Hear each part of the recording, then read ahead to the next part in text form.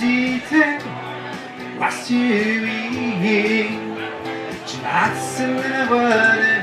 a COP15 offsite event, Indigenous people from around the world discuss the challenges they face when it comes to biodiversity in their homeland. They are being severely threatened by illegal activities like land grabbing and logging. Valerie Courtois of Canada's Innu Nation helped organize the Indigenous village. According to the IPBES, which is the science body for the UN, up to 80% of the world's remaining biodiversity is located on lands managed and loved by Indigenous peoples.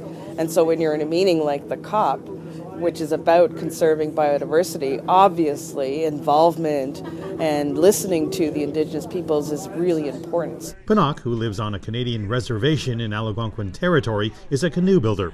He says changes in the environment have resulted in inferior wood. You used to always have your smooth bark like this here. But it's only been about 4 or 5 years that I noticed we get these air bubbles. And I think it's caused by the sun hitting the tree. There's a lot of oil content in bark. Pinnock says he's proud of Indigenous youth who have been fighting for greater say in how land is managed.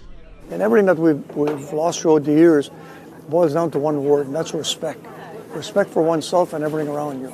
If we had that same mentality today, we'd have a healthy environment to live in.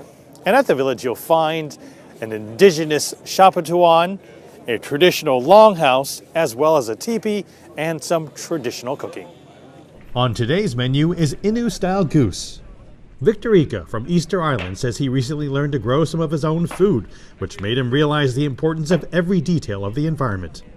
It's not our way, it's a natural way. So just as a little example, the same thing about the ocean. So everyone wants to catch and have the tuna on the plate.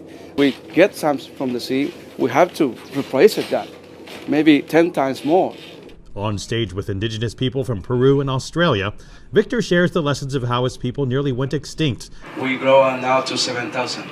But are now prospering due to better management of their water and land. He captures that spirit in a song about never abandoning the fight. Mark New, CGTN, Montreal.